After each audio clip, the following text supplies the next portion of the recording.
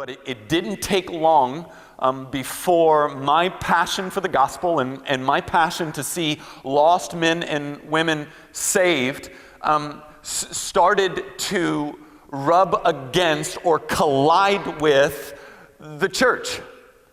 And so it wasn't very long, and I can give you dozens and dozens of stories, but really one that kind of broke the camel's back, where I decided if I was going to do this, I wasn't going to do it as a churchman, because the church, more often than not, was an enemy of conversion and not its friend. I'll give you an example.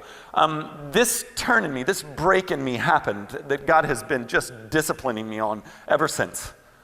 Occurred my freshman year of college when I randomly sat next to I'm a freshman in college, I'm sitting next to a 26-year-old single mother who's coming back to school to try to get a degree, never been to church, didn't know much about Jesus, and so we began this ongoing dialogue about the grace and mercy of Christ in the cross. And so me and some of my crew go over to her house and babysit her daughter. She's actually in an extramarital affair at the time with a married man. And so we talk through that, the wisdom in that. This is the relationship we had, just kind of serving her and trying to explain to her spiritual things.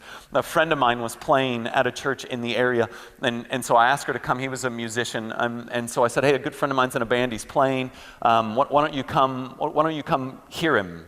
And so she agreed. She thought it would be a concert. I knew better. It was shady. It was excellent. And she came with me, and we listened to Robbie play, and he was tremendous, just a real anointed guy. And then the minister got up, and he said, today I want to talk to you about sex. And so I immediately go, uh-oh, this could be a problem. And he took a red rose, and he smelled it, and he showed how pretty it was, and then he threw it out into the crowd. He goes, everybody needs to smell this. There's about 1,000 of us there, almost all of us college and high school. Smell the rose. I want you to smell it. I want you to touch it. I want you to see the texture in it. Do it, and I'm going to teach. And then he began what honestly, up until this day, and this might have to do with my heart, I'm still wrestling, was one of the worst, most horrific handlings of what sex is and what it isn't that I ever sat through. It was fear-mongering at its best. It was, you don't want syphilis, do you? And everybody's smiling and having a good time until there's herpes on your lip, and right?